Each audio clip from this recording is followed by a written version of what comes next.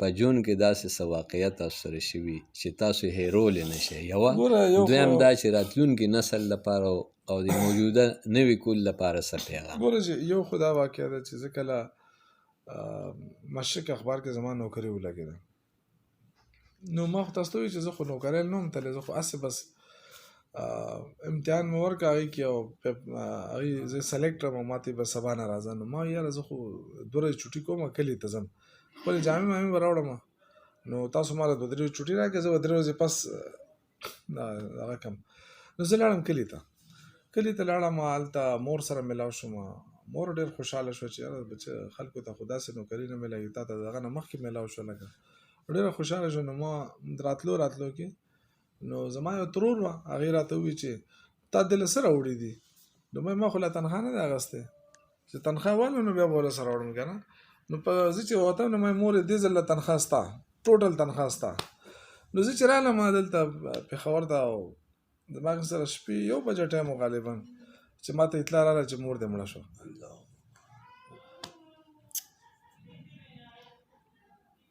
یقینا چې دا ډېر د دوک او غم خبره ده او دا چا نه هم نشي هېرېدی.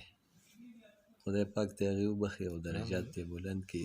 او دا راته ووایه چې تاسو د صحافتي چې کوم ستاسو دورانیه وه او یا دا اوس چې کوم وخت دی، نو په دې کې تاسو کم ملک ته تللی یې؟ صحافت دور کې خو زه انډیا افغانستان دا 2 ملکونه ما کتلي وو. بیا چې کله سیاست ته رالم نو سیاست کې د پاکستان تحریک انصاف چې کوم ملګري دي زموږ ورسیز پاکستانیان دي، هغې انویټیشن باندې تقریبا یورپ نه ټول وکتو، داسې یو کې، بیا د اسمبلی طرف نه مونږ یو کې ته زه 2 ځل لاړم ټریننګ له، چې کوم سیاستدانانو ته ټریننګ میلاوي کړي، هغه ټریننګ دغه ما هم دا کړي دي، اویل کړي دي. نو دا تقریبا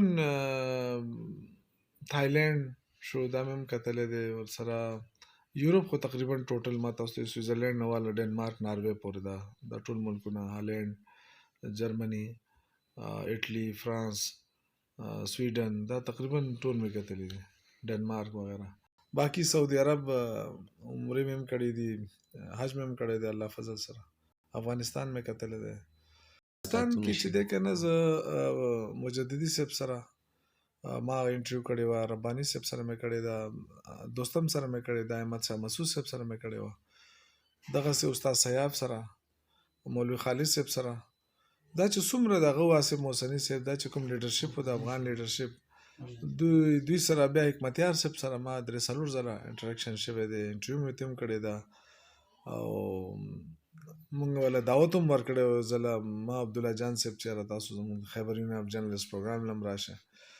نو بیا خو هغې ته به ټایم نه میلاو شي، خو لکه دا یو دغه هم چې تسلسل افغان لیډرشپ سره زما ډېر ښه تعلق و، ځکه چې مشرق اخبار هغه وخت کې ټول نه غټ اخبار و د صوبې، او زه د هغې رپورټر وم او ما سره افغان بیټ و.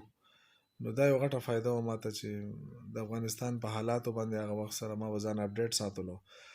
هغه وخت کې د اپډیټ ساتلو یو ذریعه دا وه چې پخپله به ان کېږي، پخپله به افغانستان ته ځي. دویم دا وه چې CNN او BBC. نو CNN BBC کې چې دی نو هغه ټوټلی غلط خبرونه به راتله، مونږ به چې هلته لاړو هلته به نور څه، نو دا یو فرق پکې و هغه وخت کې. نو ما به زیات کوشش دا کوو چې زه به پخپله لاړم، چې کوم پولیټیکل څیزونه وه ما خپله بیا کول د هغه ځای نه. نو مزار شریف ته تللی یم، کابل ته تللی یم، نور داسې فراه، فاریاب او دا ملکونه دغه چې صوبې مختلف کونړ دا ټول ته زه ګرځېدلی یم پکې ښه ډېر. هغه وخت کې لږ مسلې هم وې، 2-3 ځله فایرنګ پکې هم شوی په مونږه، او خدای پاک بچ کړي مو. او ډېر داسې واقعات زما په سترګو په وړاندې شوي دي چې هغه چې ډېر ټایم وي سړي سره که نه، نو هغه زه تاسو ته بیا ویلی شم. خو هغه زه لګیا یم چې کوشش مې دی چې افغانستان، اوسنی افغانستان او د دې نه مخکې چې کوم افغانستان و، په هغې یو کتاب لیکل غواړم زه، او ځکه چې زمونږ راتلونکي فیوچر چې دی هغه افغانستان سره تړلی دی. انشاءالله تعالی افغانستان حالات ښه وي نو پاکستان حالات به ښه وي. د بالکل د پاکستان تجارت ټوټل چې دی هغه د افغانستان باندې ډیپینډ کوي. زموږ ټول سنټرل ایشیا کې یو ډېر داسې ملکونه دي لکه آذربایجان دی، هلته یو فیکټري نشته، ټوټل چې دی هغې د سیمنټ نه واله تر سریا او د دغه پورې هغه ډیپند کوي په یا په ترکی باندې یا په نور ملکونو باندې. نو پاکستان هغې ته ټول نه زیات نزدیکترین پرېوځي چې افغانستان لارې ته ده ووایه چې زمونږ دې وخت کې کم ځوان کول دی، ځوان نسل دی او راتلونکي کم نسل دی، هغې دپاره ستاسو څه پیغام ورکوئ؟ ګوره چې دې وخت کې خو دنیا ډېر فاسټ روانه ده، څنګه چې دا سوشل میډیا راغله او سوشل میډیا سره د ټول نه زیات نقصان چې دی که نه هغه ستا کلتور ته هغه ته ډېر غټ نقصان لګیا ده رسي.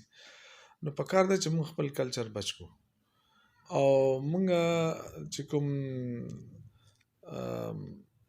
ایجوکیشن وایز ما خپل دا خیال دی چې موږ توجه ټول ایجوکیشن ته ورکړو، ځکه زموږ زیاتر د مشکلاتو سبب چې دی هغه دا دی چې موږ په تعلیم کې ډېر وروسته پاتې شو.